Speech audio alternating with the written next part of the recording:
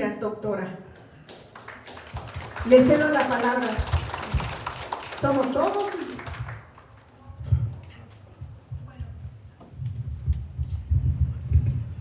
Bueno, ¿sí se me escucha? ¿Sí? Bueno, pues muy buenas noches. ¿Sí? Hola. Bueno, ¿sí? ¿Se escucha mejor? Ok, bueno, pues me da mucho gusto estar aquí. Agradezco a todos su presencia. Primero quiero desearles un muy feliz inicio de año. Y bueno, para mí tengo una gran pena, vergüenza, porque quiero disculparme, porque sé que todos los que están aquí están esperando ver el libro que se iba a presentar. Y pues desde el año pasado hemos tenido algunos problemas, digamos, técnicos en la escuela, de cambio de dirección, etcétera. Entonces eso retrasó la publicación del libro y pues no pude traer el regalo que quería yo para el 25 aniversario del MURE. Entonces, para mí sí, ante todo, y lo primero es una disculpa. Eso no quiere decir que el libro no va a estar, porque hay que agradecer realmente a todas las personas que han puesto un granito para que este libro pueda terminar, ¿no? Y esperamos que dentro de un mes y medio esté ya el libro en sus manos y podamos tener ahora sí una buena presentación del libro, en donde pues todos, también el taller de gráfica, el maestro Fernando, que colaboró en la ilustración del libro, o sea, realmente todas las personas que estamos, creo, aquí hemos puesto como un granito para que ese libro salga. Y entonces para mí, yo le decía a don Manuel que me daba mucha vergüenza venir porque pues no venía con las manos vacías. Y pues yo sí quería traerles el mejor regalo del 25 aniversario, que era precisamente pues esa publicación del libro. Entonces, eso no quiere decir que ustedes vayan a pensar, bueno, ¿y para qué venimos, no? Sino que sí les traigo buenas noticias en el sentido de algún chisme que contar más allá, que nos enteramos cuando estábamos elaborando el libro, y que pues ya no se puso en el libro por la manera en que el libro está pensado como difusión para chicos y grandes, está pensado desde los 6 años hasta los 98 para que lo disfruten. Entonces, Rodolfo, si me haces para que podamos ver, y entonces pues no sabía muy bien cómo titular mi plática, y entonces la plática la dividí en 2 títulos. Uno, en donde digamos que les hago ver un poco que a veces las cosas no salen como uno quisiera, pero que hay que echarle ganas para que salgan, ¿no? Entonces, y en ese sentido, ahora no quiere, ahí se va el plan. Entonces, pues titulé la primera parte de la plática como Ante la espera del libro Los gobernantes y señoríos de la Mixteca Baja, el Códice Sánchez Solís o Códice Egerton, o Las cosas no siempre salen como uno quisiera. ¿Por qué? Precisamente por eso, por las disculpas primero que estoy dando de no tener aquí recién salido de la imprenta el libro, pero sí quisiera argumentar 3 cosas de por qué uno se preguntaría por qué es importante la publicación de este libro y por qué de alguna manera pues ha tardado en que salga y no lo tengamos hoy. Una primera, y creo que lo más importante, es que el Códice Sánchez Solís y el Códice Egerton han tenido varios comentarios a lo largo de la historia y han existido facsimilares a color hoy en día agotados del códice. Pero creo que esta versión del libro que queremos regalarle al MURE por sus 25 años, aunque no sea precisamente en enero, es que está pensado, si me pasas la siguiente, está pensado precisamente en que sea un texto bilingüe, es decir, que sea tanto en español como en mixteco. Eso en ninguna de las ediciones de los códices y de los comentarios que han existido sobre el códice es que se incorpore el idioma mixteco en esta idea de que sea el texto bilingüe. Entonces ahí agradezco a Hermenegildo López que nos haya ayudado en la traducción del texto español para la presentación y que se vuelva un texto bilingüe. Cuando ya tengamos el libro, Hermenegildo nos va a acompañar en la presentación.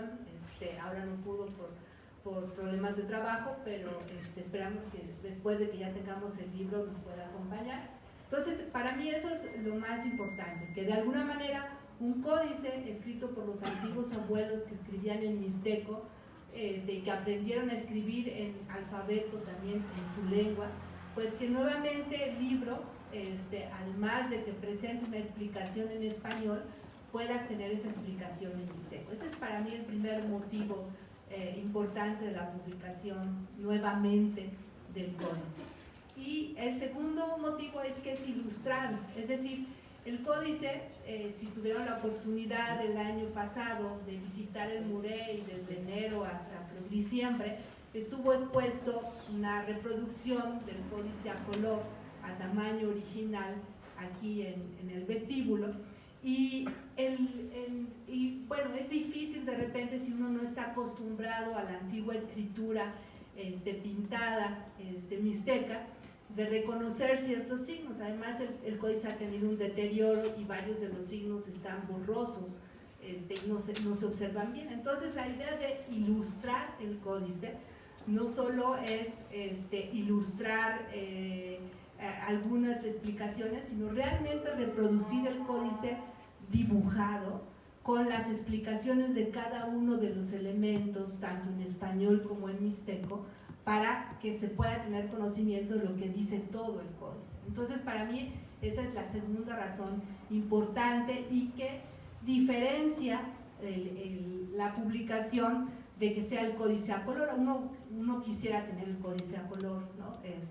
Pero para eso se necesitan como más permisos y más tiempo, ¿no? Y nuevamente podemos tener eso a color, pero no entenderlo. Entonces realmente reproducir el códice en biombo, pero de manera ilustrada, nos permite reconocer cada una de los signos y de las letras que están ahí representados y qué significa. Entonces esa para mí también es la segunda razón importante de por qué esta espera, que estamos ansiosos de tener el libro y que va a quedar muy bien por todo lo que hemos, pues a lo largo de todo el patronato, el Muré, y todos los amigos del museo han puesto en que pueda salir el libro. La siguiente, como solo voy a recordarlos, porque lo vieron en la exposición y lo platicamos el año pasado, el códice Egerton o Sánchez Solís recibe esos nombres por diversas cuestiones sobre su historia. Sánchez Solís porque fue el primero que tuvo el códice, después el códice Egerton se llama o se le da ese nombre por el coleccionista que lo compró al Museo Británico. Entonces, otra razón que creo que también es importante de publicar es el códice y la historia de este códice, es porque el códice que es de aquí, de la Mixteca, está fuera del país, se encuentra en el Museo Británico en Inglaterra, en Londres, y la idea es traerlo o sea, que la población mixteca en general, pero sobre todo en la Mixteca Baja, pues tenga acercamiento a ese libro tan antiguo que se escribió desde el siglo XVI, estamos hablando del 1580, cuando se elabora el documento y que desgraciadamente no está en el país, ¿no? Entonces, esa es una tercera razón de por qué sería importante volver a traer a la memoria, ¿no? Y sobre todo aquí, a la Mixteca y a la Mixteca Baja el códice. Y la siguiente, Rodolfo, creo que ya voy por la cuarta razón, es que este códice, que es un códice histórico genealógico, narra al menos 26 generaciones de una familia que sus descendientes vienen de una población que es Cuyotepeji actualmente, ¿no? Entonces, a partir de la fecha que nos da en la lámina 21, si contamos 16 generaciones atrás, hasta la primera familia, el primer ancestro que viene de Cuyotepec y cómo esa familia se va relacionando con diferentes lugares de esta región de la Mixteca Baja. Entonces, y si vamos hacia adelante, se cuentan 10 generaciones más.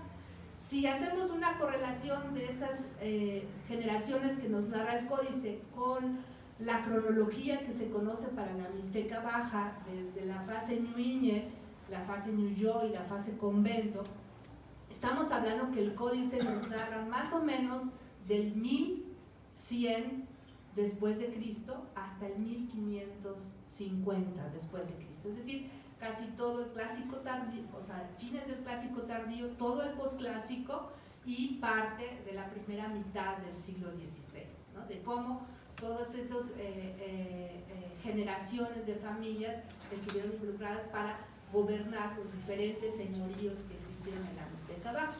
Esa es otra de las razones que creo que también es importante la publicación de ese libro, que digamos hace énfasis precisamente en todos los pueblos, o sea, en todos los gobernantes y señoríos de la Mixteca Baja, no solo Cuyotepec, sino también Tequistepec y algunas poblaciones cercanas a Ixtlán y Acatlán y Yelotlahuaca, y más hacia el sur, otros pueblos hacia el sur de Oaxaca, ¿no? Entonces, y eso no se había hecho énfasis en otros estudios sobre el códice, ¿no? Entonces, de entrada, pues tenemos como claramente cinco razones de que el códice, de alguna manera, pues de acuerdo a lo que hemos investigado, pues ya nos habla sobre la historia, los gobernantes y los señoríos de esta región de la Mixteca Baja, ¿no? Lo que es el noroeste de Oaxaca y parte del sur de Puebla, ¿no? Entonces, yo en ese sentido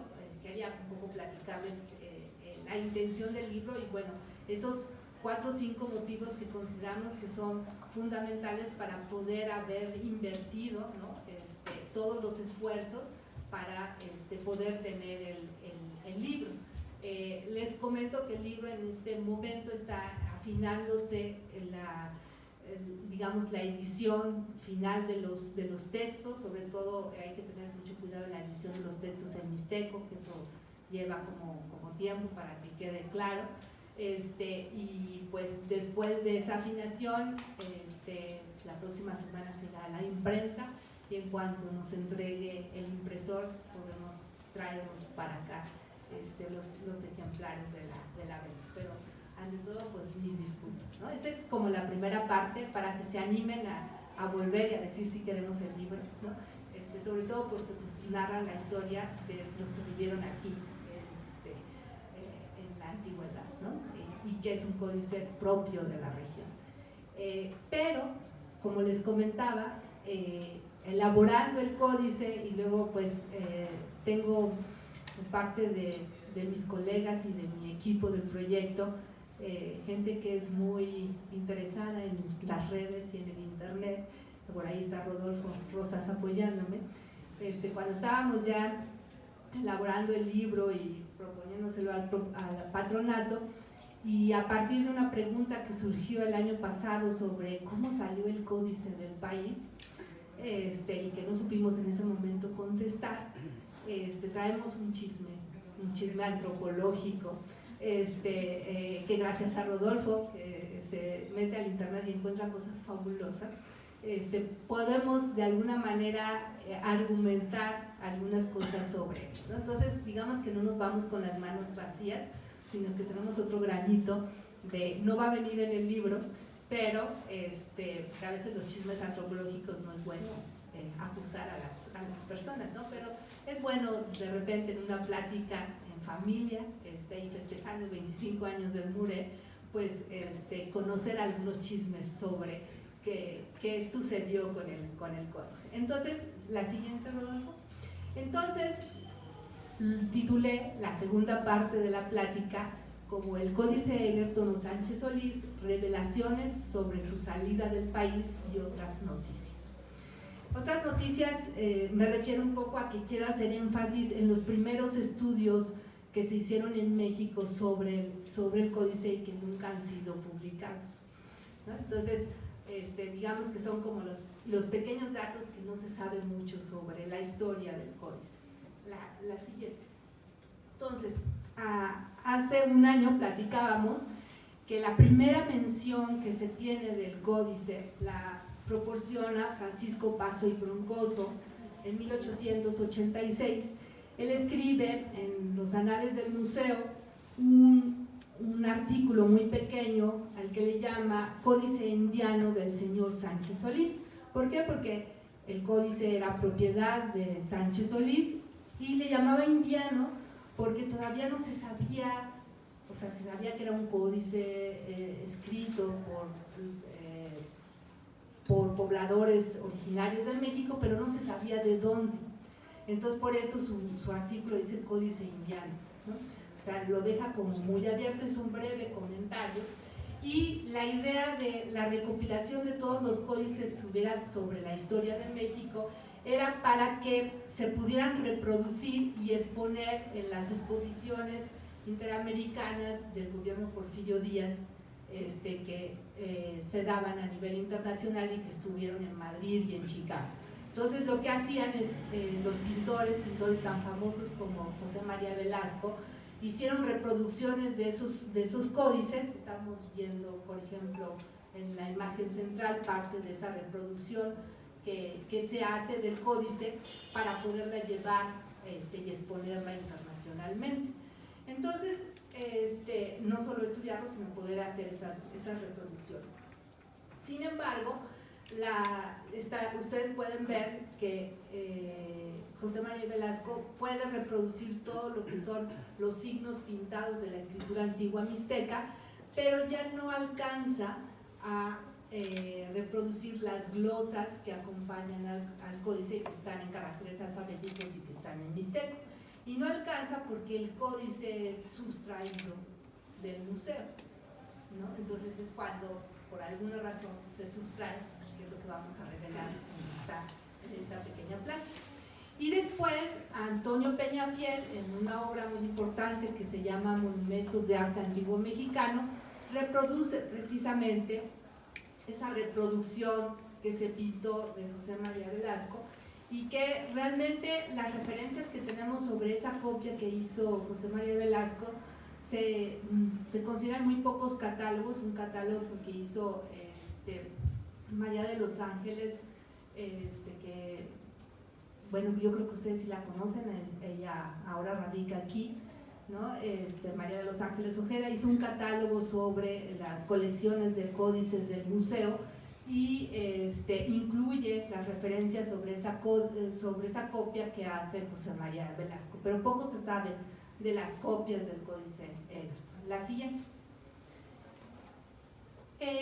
Ya para cuando publica Peñafiel,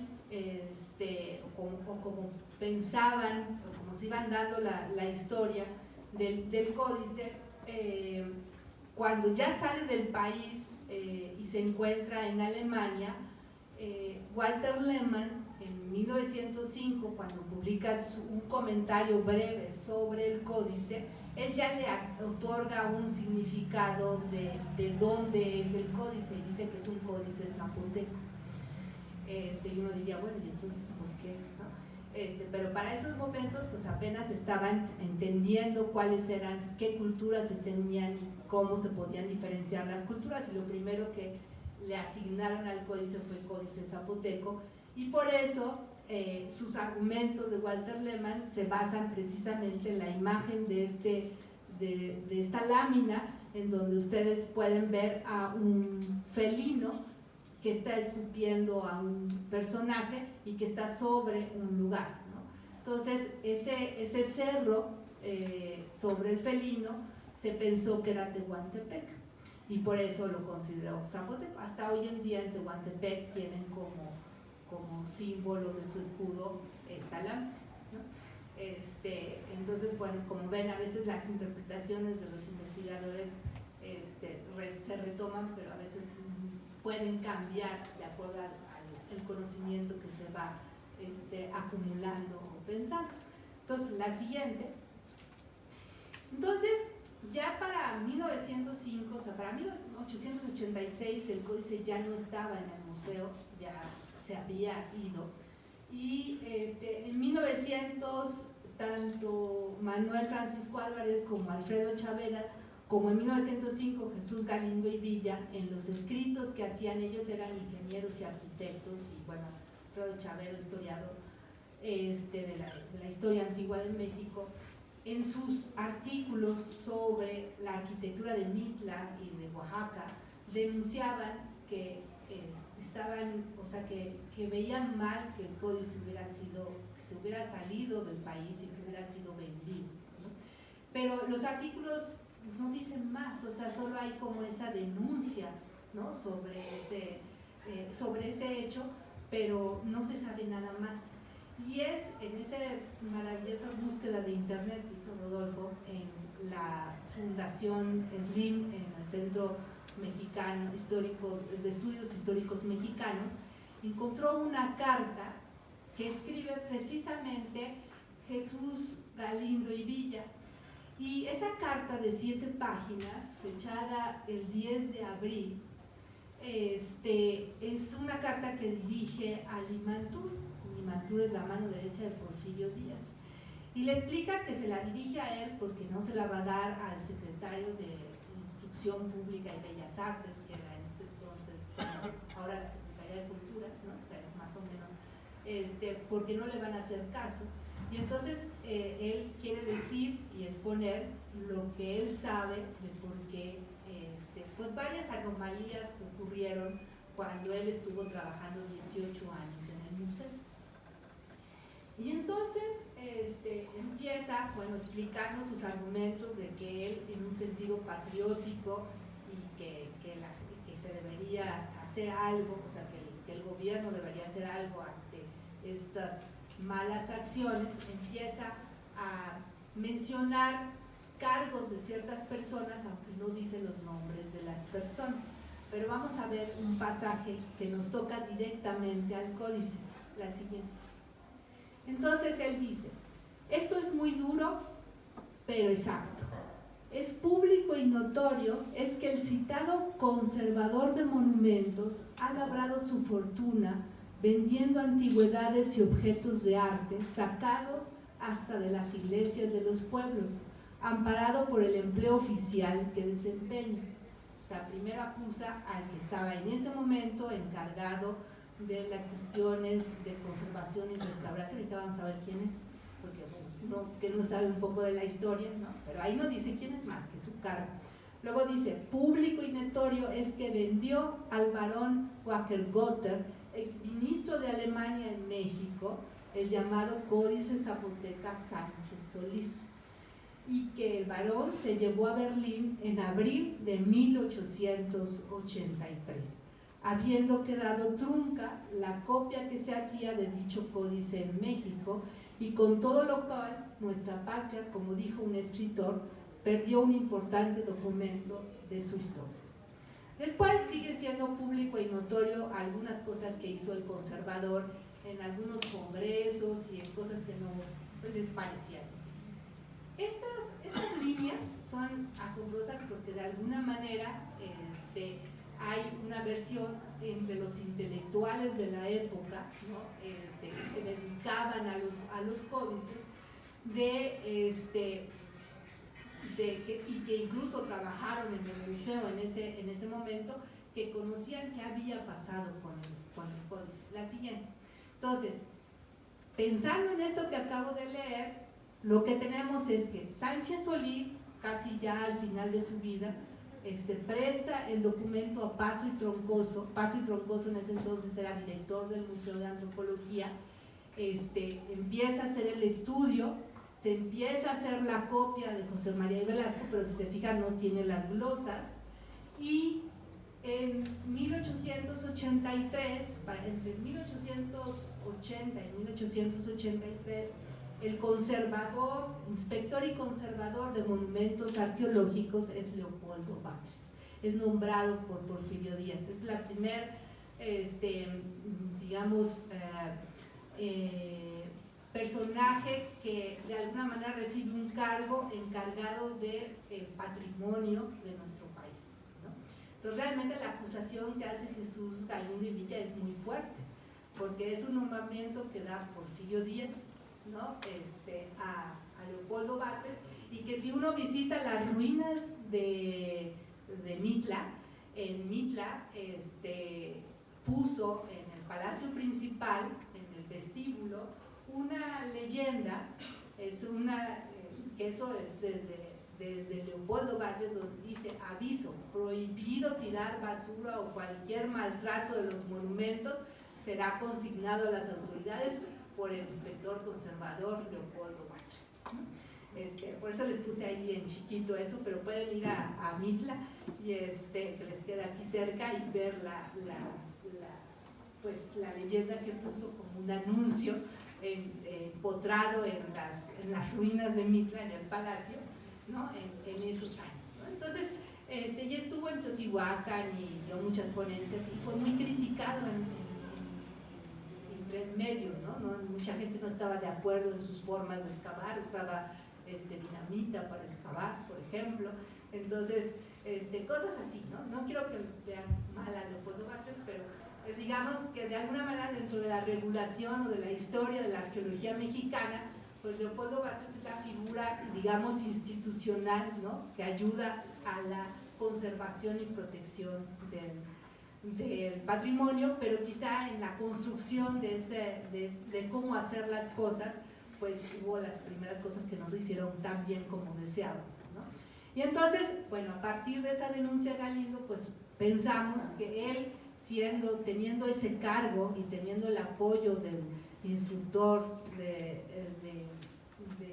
Instrucción Pública y Bellas Artes, pues pudo fácilmente tener acceso al códice, sustraerlo del museo por el cargo que tenía, y lo vende en 1883, y lo compra el barón exministro alemán, que venía a México porque estaba encargado de la compra del maíz, ¿no? Entonces él compra el códice y se lo lleva a Alemania, a Berlín, y por eso el códice sale del país, ¿no? Entonces ese chisme, pues bueno, yo no lo sabía desde el año pasado que salió la pregunta, y bueno, haciendo el libro y buscando más cosas, pues salió esta historia, pero tampoco lo podemos decir tan claramente, pero ahí está el documento, ¿no? Al menos entre los intelectuales de la acusación, ¿no? Sobre esa extracción del códice. Ese es el primer chisme que quería contarles, ¿no? De por qué suceden a veces las cosas, de por qué salen, ¿no? del país, y muchas veces no es que sea una persona cualquiera que salga del códice o algo, ¿no? Sino que realmente es interno y que tiene que ver con muchas veces cargos importantes que les dan acceso a esos documentos, y que por eso las cosas salen del país, ¿no? Entonces, bueno, esa es la razón de por qué no tenemos el códice aquí. Quizá a lo mejor, si no hubiera sucedido eso, quizá la familia de Sánchez Solís lo conservaría, y tampoco estaría aquí en la Mixteca Baja, que es donde el códice, pero al menos estaría en México, ¿no? Pero no sabemos, quizá a lo mejor también los familiares lo habrán vendido después, eso ya eso es otra historia, pero por eso el códice no lo tenemos en México. La siguiente. Y las otras noticias que quería enfatizar, pues es, de alguna manera, siempre en los estudios de Oaxaca y de la Mixteca, se reconoce a Alfonso Caso, ¿no? Incluso en las clases de historia de arqueología de Oaxaca siempre se cuenta como que es el padre de la arqueología oaxaqueña, ¿no? Y no se lo negamos, pero detrás de él hubo mucha gente, y entre ellas hubo una figura femenina muy importante, que es Eulalia Guzmán.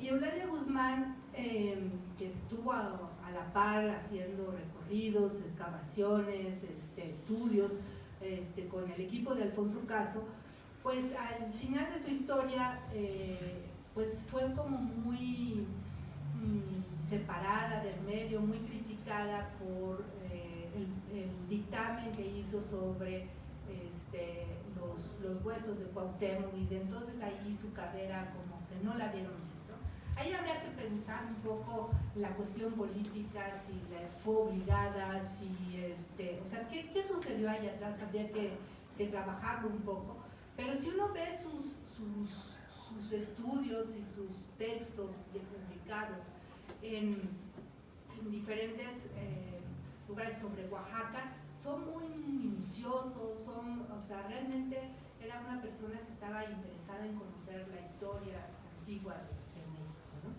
Y creo que a ella es a la que le debemos realmente decir que el códice es mixteco y que está escrito en mixteco, ¿no? Y lo vamos a ver por algunos documentos. Entonces, ella empezó a estudiar el códice, de hecho, es pagada por Alfonso Caso para que vaya a Inglaterra y pueda consultar el códice original y pueda hacer anotaciones, porque como en la copia que se hizo del museo no venían las glosas, pues solo había que ver el códice original para poder ver qué eran las glosas en mixteco que estaban escritas. Y entonces se fue a Inglaterra y le escribe una carta diciendo: no me alcanza el dinero que me dieron en el instituto y necesito más dinero, pero porque he encontrado esto y el códice está muy deteriorado y es muy difícil leer, y entonces manda una fotografía. Entonces voy a hacer aquí un énfasis en la figura de ella y les voy a mostrar algunos de sus anotaciones que hizo sobre ese primer estudio del códice. ¿Casi? Entonces, esta es la foto que le manda Alfonso Caso con esa carta, diciendo que pues no puede sobrevivir en Inglaterra, que necesita quedarse más tiempo para seguir estudiando el códice. Y entonces, en aquel tiempo, pues las fotografías eran en blanco y negro, ¿no? Entonces, bueno, esta fotografía ahora está en el archivo histórico de Alfonso Caso, en el Museo Nacional de Antropología, junto con la carta, ¿no? Tenemos principalmente 3 fondos en la Ciudad de México donde podemos encontrar esta documentación de Eulalia Guzmán. Uno es en el Fondo Alfonso Caso del Museo Nacional de Antropología e Historia, otro en el Fondo Eulalia Guzmán, también en el Museo Nacional de Antropología e Historia, y otro en el Fondo Alfonso Caso del Instituto de Investigaciones Antropológicas de la UNAM. La carta original está en el Instituto de Investigaciones Antropológicas de la UNAM, pero la foto no está ahí, la foto está en el de Fondo Alfonso Caso, ¿no? En el museo. Entonces uno, pues en diversos archivos va juntando como piececitas de rompecabezas para poder ir armando la historia de estos documentos y de cómo fueron investigando. La siguiente. Después de esa carta, ella sacó una serie de anotaciones, así era su letra, y ahí iba escribiendo qué decía en la lámina 10, qué era lo que veía, ¿no? Cómo iba haciendo su descripción. Esto está en el Fondo Eulalia Guzmán, en el Museo Nacional de Antropología e Historia. Y después de que ella iba anotando, ¿no? Y sus observaciones directas del documento, que eso creo que es bien importante de lo que hizo, la siguiente, compara, empieza a hacer comparaciones de lo que ella vio del original con lo que se conocía de los facsímiles. Ella en ese momento, cuando hace su estudio, el facsímil que se conocía era la copia que publicó Peñafiel, que hizo José María Velasco. O sea, no era realmente el facsimilar del original de observación, ¿no? Sino más bien de cómo se había modificado quizá esa copia que hizo el pintor en su momento. Y entonces hacía este tipo de cuadros comparativos, ¿no? De las diferencias en el color, en las imágenes, porque a lo mejor un copista puede ver, ¿no? Y quizá no copiar todo lo que, ¿no? Que se le pudo haber ido algún signo. Entonces ella minuciosamente va detallando láminas, las 32 láminas que tiene el códice, detallando cada una que son las diferencias que hay, sobre todo porque el estudio de Peñafiel en su época era muy consultado porque era la única posibilidad de acercarse al códice y era la copia, pero realmente la copia pues es una copia, tiene de repente sus defectos, a veces el copista no ve bien, ¿no? O no ve todo lo que debería tener, ¿no? Y entonces ella encuentra otras cosas, ¿no? Entonces estos son pues su estudio realmente inédito que nunca se publicó, ¿no? Son sus notas, ¿no? La siguiente. Y luego las pasó a máquina y entonces ahí ya es más entendible. Incluso hacía sus dibujos, ¿no? De las fechas calendáricas que tienen algunas de las láminas. Incluso ella ya en el momento en que lo ve en Inglaterra el códice, pues reconstruye cosas porque ya está muy deteriorado. Se fija pues el lugar que está ahí con esa flecha, pues ya no se alcanza a ver, realmente es una interpretación de lo que pudo haber estado ahí. La siguiente. Y esta carta es reveladora.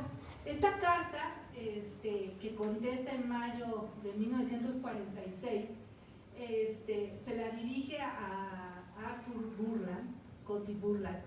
Burland es un inglés investigador que hizo él fue el primero que publicó un estudio completo del códice y publicó el primer facsimilar del códice a color. Pero la razón por qué lo publica es precisamente por esto que le dice Eulalia Guzmán, y dice: estimado señor Burland, con mucha vergüenza contesto hasta hoy su carta que recibí hace mucho tiempo, o sea, se le había olvidado contestar. Mi tardanza se debe a que con el excesivo trabajo había extraviado su carta.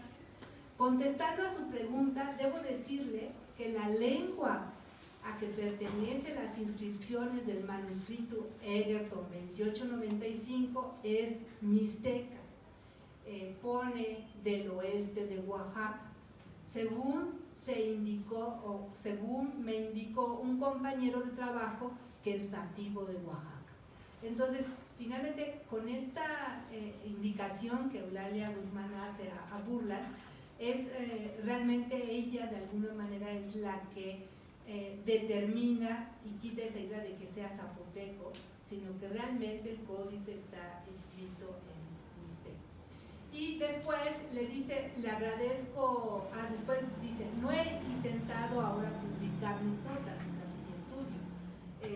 En consecuencia, o sea, porque no había terminado su manuscrito, en consecuencia puede usted hacerlo sin ningún inconveniente. Es decir, Burland también tenía un estudio y entonces ella le dice que sí, que publique su estudio, que porque ella no ha terminado por otras cuestiones de trabajo, pero que sí ella reconoce que la lengua existe, ¿no? Entonces, creo que esa es una de las aportaciones más importantes que hace Eulalia Guzmán, ¿no? Determinar que el códice viene de la mixteca, y que lo que está escrito en mixteco es de esta, ¿no?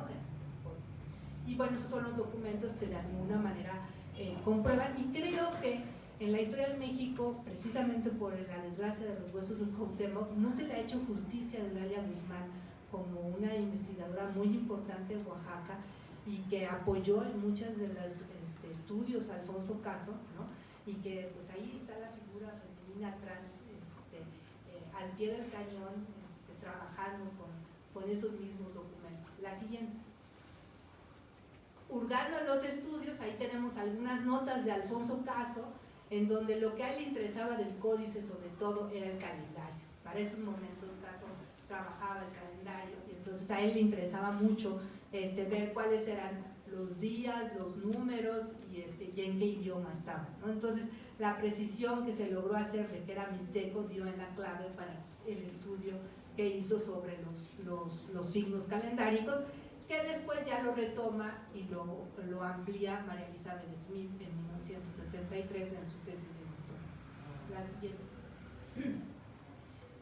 Fue importante todo este equipo de mexicanos, no solo Alfonso Caso, sino todo Eulalia Guzmán y todos los que le rodeaban, que cuando se hace una publicación en inglés en Estados Unidos que se llama Handbook of Middle-American Indians, que es como una enciclopedia de todo lo que usted quisiera saber de la antropología en 1975, para preparar esa obra magna, pues ahí estuvieron atrás todos ellos y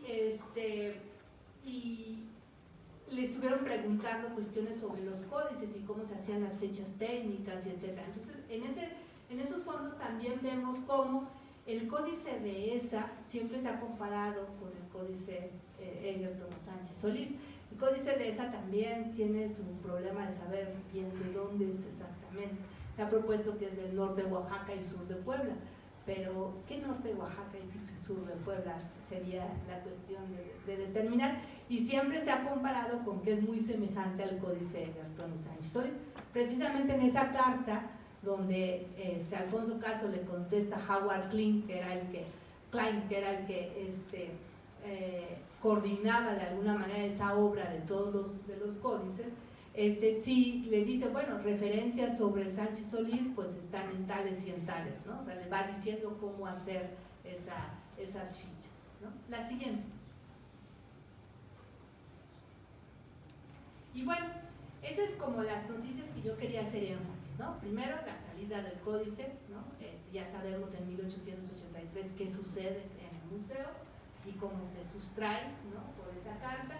Y luego, pues ese estudio tan importante, nunca publicado, de Eulalia Guzmán, que sirvió de base para lo que publicó Burland en Inglaterra y que luego pues ha servido de base para todos los demás estudios que han seguido en el siglo XX, ¿no? Y que parte de eso sí, el libro que esperamos tener pronto en nuestras manos, nos los va a contar, ¿no? Ya no voy a hacer énfasis en... Pero, por ejemplo, Carmen Cook de Leonard también fue una figura muy importante que vino a trabajar a partir de la fundación alemana, y que trabajó mucho parte del sur de Puebla, no tanto Oaxaca, pero San Juan Iztaquistla, San Felipe Tlaltepec, toda esa región del sur de Puebla, y ella fue la que determinó de alguna manera la procedencia de la cerámica anaranjado delgado tan importante para Teotihuacán, ¿no? Entonces también es una figura central que queramos o que no, pues somos, Huajuapan es vecino de esa región, ¿no? Y pues tiene esas relaciones. Entonces, bueno, conocer a esos primeros investigadores que definieron muchas cosas creo que es importante para todos, ¿no?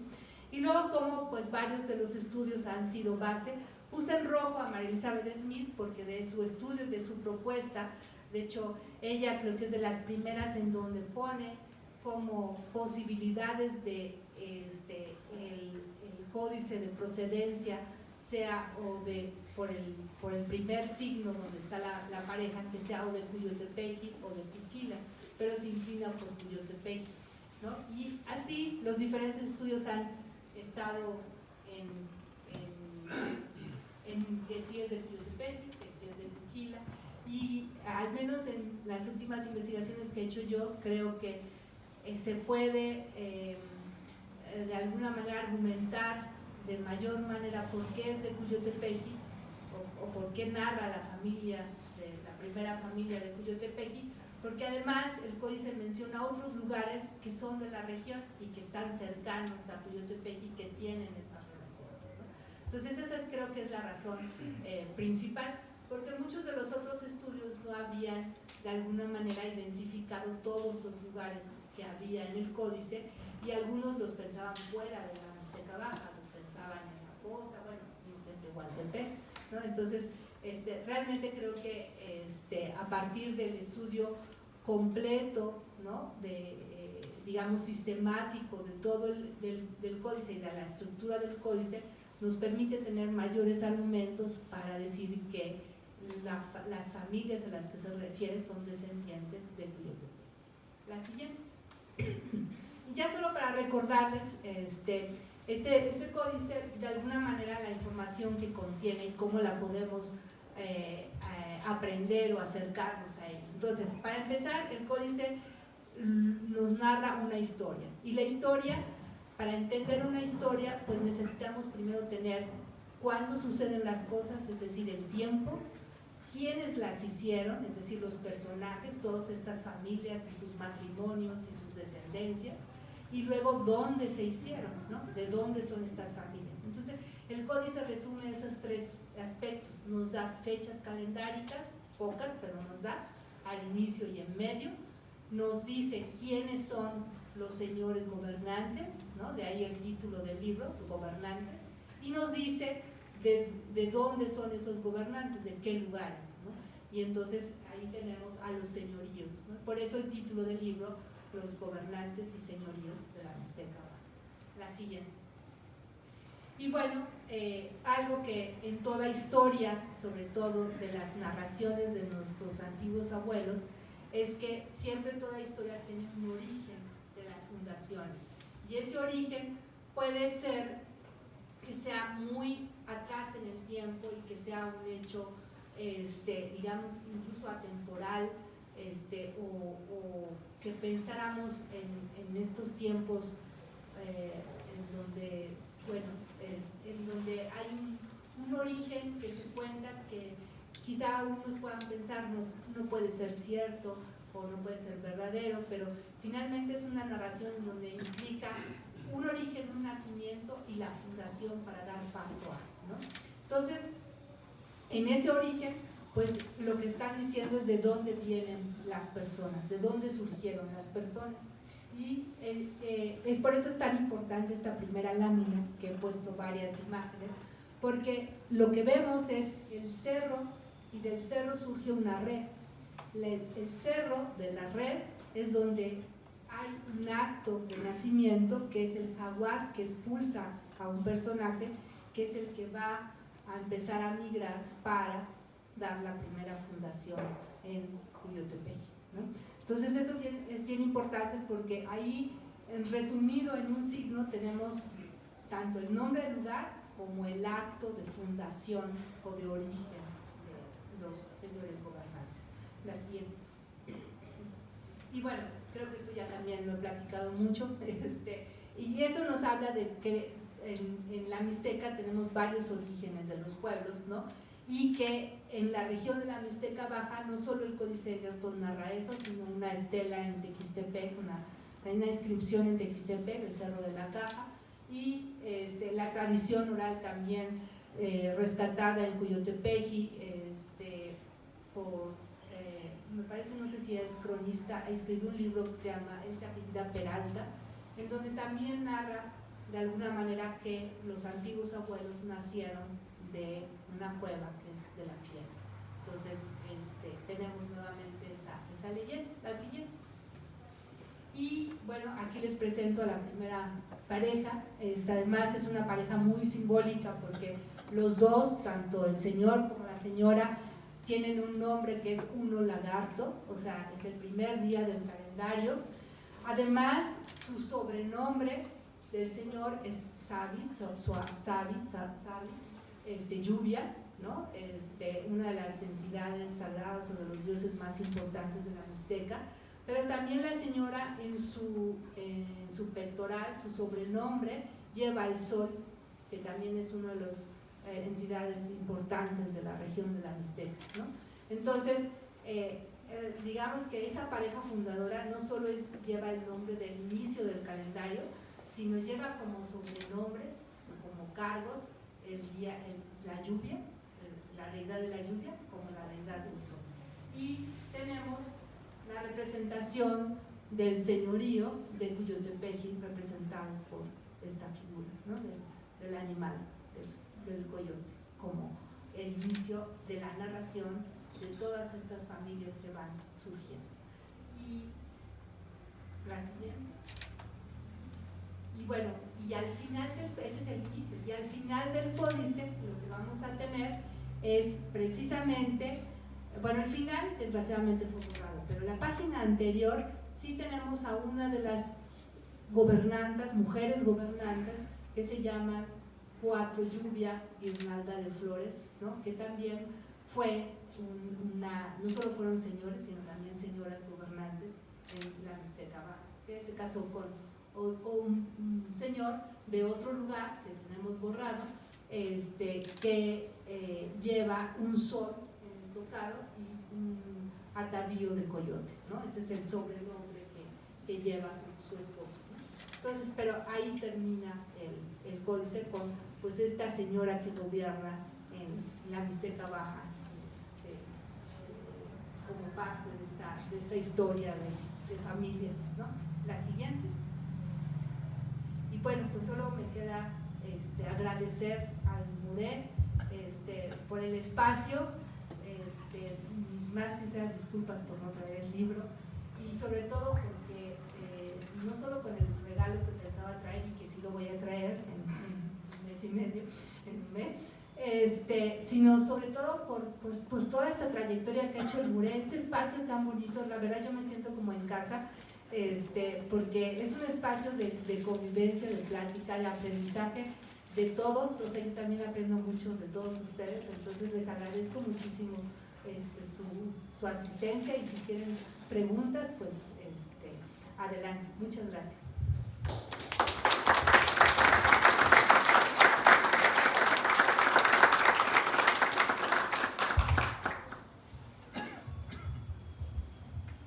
Agradecemos mucho, doctora, siempre nos ilustra sobre esa fascinante historia de los orígenes de los mixtecos y sobre todo este códice que tal parece que es uno de los más importantes de la Mixteca Baja y que comprende un amplio periodo de tiempo.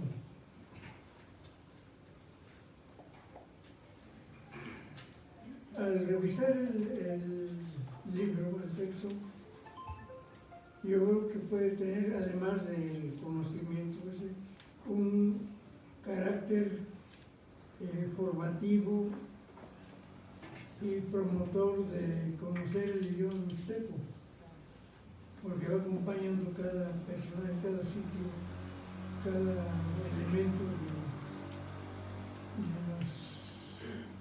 los lugares, la palabra en mixteco y en español, y eso con la repetición, aunque uno no solo se lo proponga, pues va adquiriendo ese conocimiento.